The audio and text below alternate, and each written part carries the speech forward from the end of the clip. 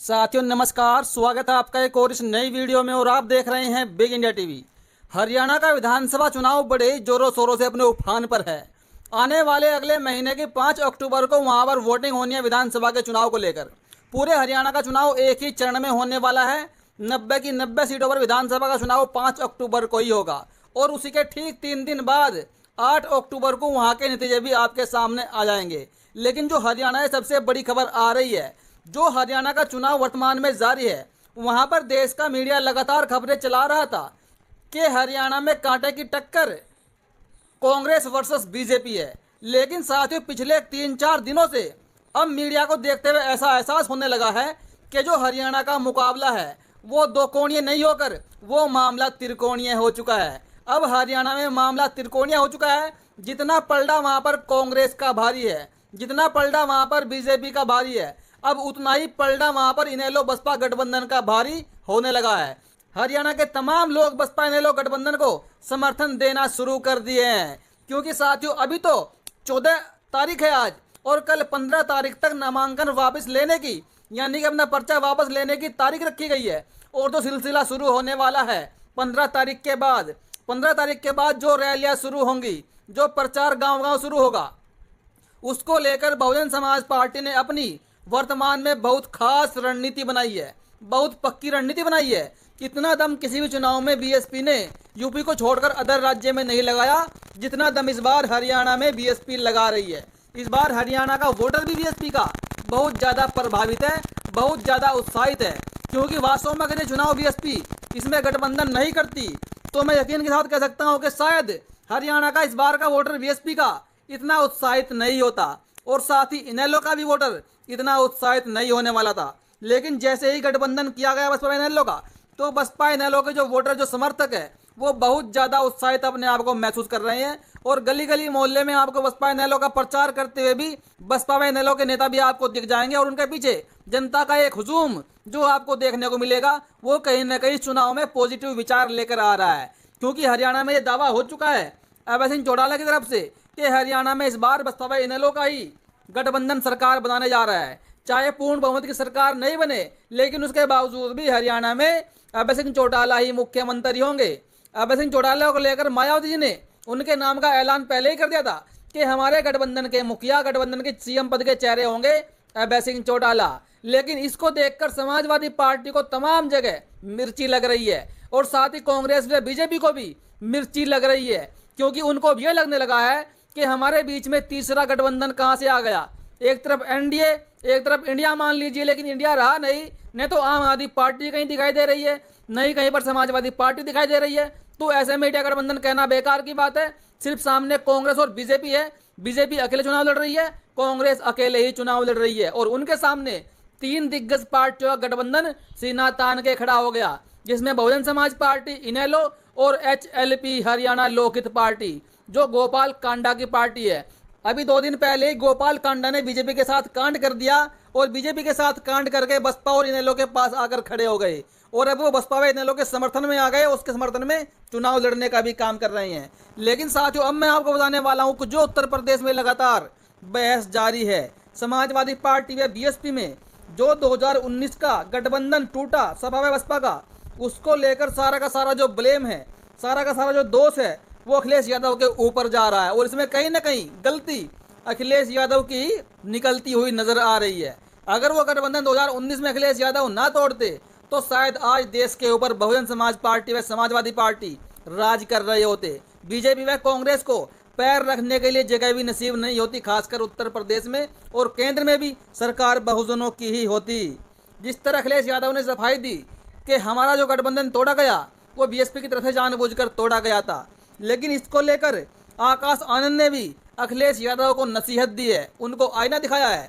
पहले तो बहन कुमारी मायावती, सतीश चंद्र मिश्रा, विश्वनाथ पाल, लेकिन उसके बाद आकाश आनंद ने भी अखिलेश यादव को नहीं बख्शा। उन्होंने क्या कुछ कहा वो भी आप देख लीजिए। समाजवादी पार्टी के अध्यक्ष श्री अखिलेश यादव जी के प्रेस कॉन्फ्रेंस की खबर मिली, जहां उन्होंने कहा कि उनके बाएं हाथ की तरफ बैठे कोई पूर्व बसपा नेता ने उनसे कहा कि मुझे भी ऐसे ही धोखा मिला था।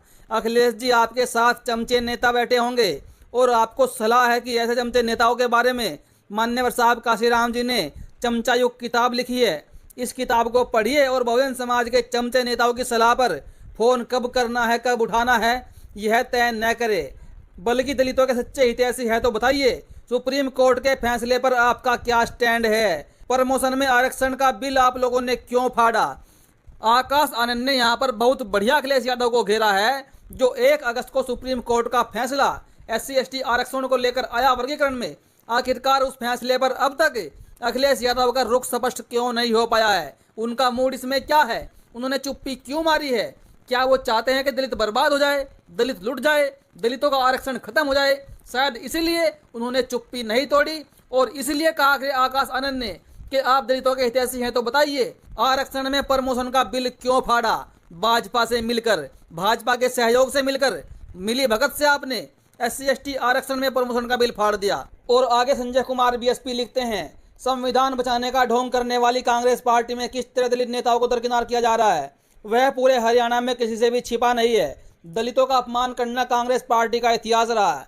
दलित गरीब वर्ग हितैषी इनेलो बसपा गठबंधन ही हरियाणा में एकमात्र विकल्प है। साथियों, हरियाणा के अंदर जो कांग्रेस ने अभी में किया, हरियाणा के अंदर कांग्रेस का जो CM का चेहरा है वो हुड्डा फैमिली से ही होगा, ये बात सब जानते हैं। लेकिन कहीं ना कहीं पिछले कई लगातार सालों से कुमारी शैलजा को भी ये लॉलीपॉप दिया गया है कि आपको हरियाणा का CM बनाएंगे। लेकिन आज CM बनाने की बारी है तो कहीं से कहीं तक भी कुमारी शैलजा का नाम कांग्रेस प्रमोट करने को तैयार नहीं है।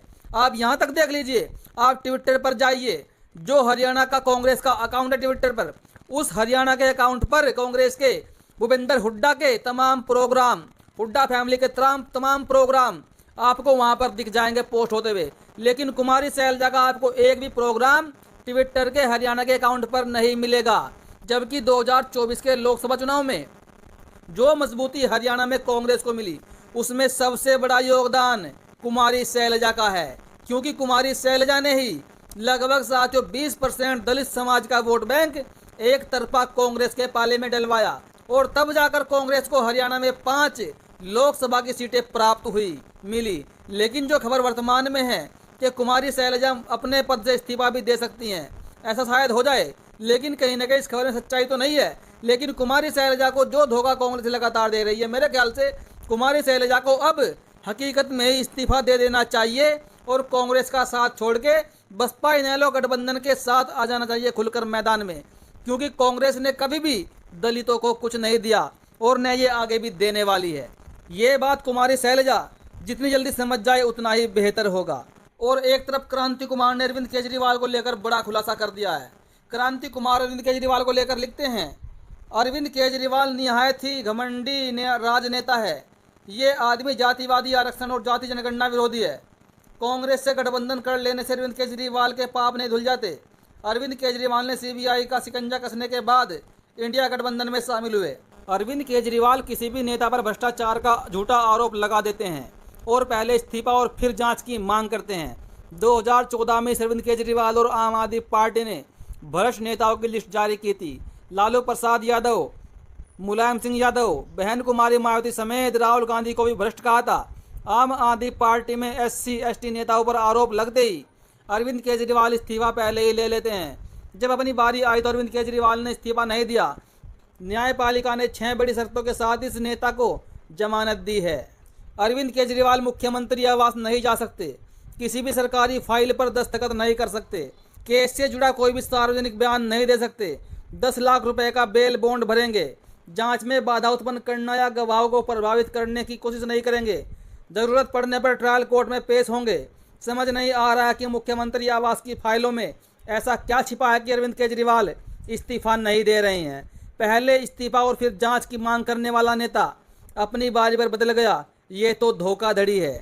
अरविंद केजरीवाल को अभी हाल ही में सुप्रीम कोर्ट ने जमानत दे दी है, बेल दे दी है कुछ दिनों के लिए, क्योंकि हरियाणा में विधानसभा का चुनाव है और लोग लगातार ये आरोप लगा रहे हैं क्योंकि अरविंद केजरीवाल की पार्टी ने लगातार दिल्ली हो, गुजरात हो, पंजाब हो, हरियाणा हो, कांग्रेस के वोट बैंक को ही हथियाया है।